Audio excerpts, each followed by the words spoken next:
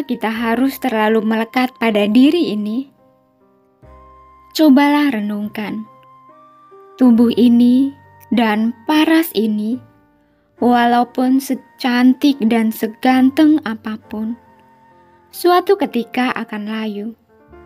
Dan isi di dalam tubuh ini hanyalah berisi tengkorak dan cairan darah yang membuat orang yang memandang itu menjadi ngeri, jijik dan takut.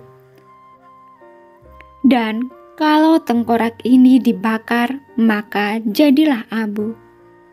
Jadi, apa yang kita banggakan tentang diri ini?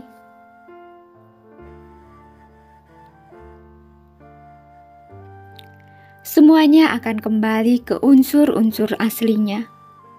Sadarilah, hidup di dunia ini bukanlah untuk memupuk kecantikan lahiriah dan pemuasan nafsu semata saja. Akan tetapi, kita datang ke dunia ini, tujuannya adalah untuk menyempurnakan diri, bukan untuk menyempurnakan kecantikan lahiriah. Karena kecantikan ini hanya bersifat sementara dan tidaklah kekal. Tetapi, kalau kita terus menyempurnakan diri, maka kita akan mendapatkan bonus selain kecantikan dari dalam. Kita juga akan mendapatkan kecantikan lahiriah yang alami, bukan yang dipermak dari kulit sebelah luar. Bukannya kita perlu menjaga dan memelihara tubuh ini? Kita memang perlu dan harus menjaga serta menghargainya, karena tubuh inilah alat kita untuk menyempurnakan diri menuju kebudaan. Tapi tubuh ini bukanlah alat untuk semakin mengembangkan nafsu dan kemelekatan kita pada duniawi, dengan mengajar harta, benda, dan lain sebagainya. Setelah semua keinginan kita terpenuhi, apakah kita sudah cukup puas? Ingatlah, keinginan kita tidak akan pernah berhenti merongrong kita selama kita masih hidup. Dan semua ini membuat kita semakin melenceng dari tujuan utama hidup ini. Sungguh sangat menyedihkan makhluk-makhluk yang ada di dunia ini, karena tidak mengetahui dan bingung pada makna dari hidup sebagai manusia. Dan kalaupun ada yang tahu makna dari hidup ini, tapi juga tidak sanggup memasuki inti dari ajaran Buddha.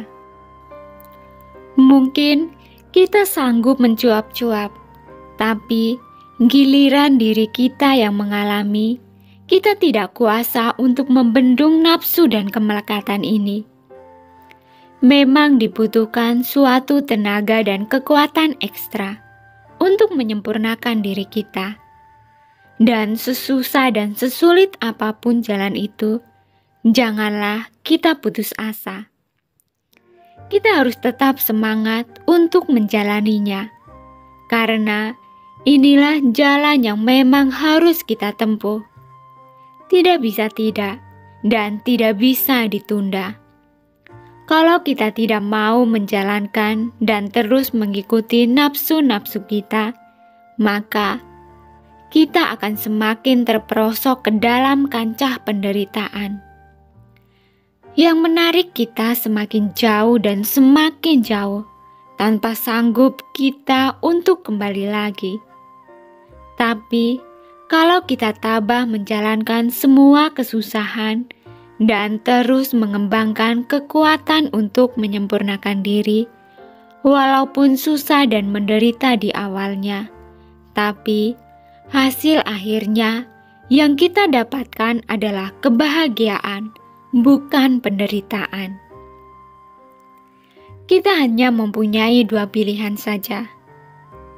Tinggal kita menekan tombol mana yang akan kita pilih. Untuk hidup kita ini, semuanya ada di tangan kita. Selamat berjuang untuk para pelatih diri yang berjuang untuk menyempurnakan diri. Semoga semua makhluk terbebas dari penderitaan dan bisa memasuki pintu Dhamma. Terima kasih sudah menonton, semoga bermanfaat dan semoga Anda berbahagia.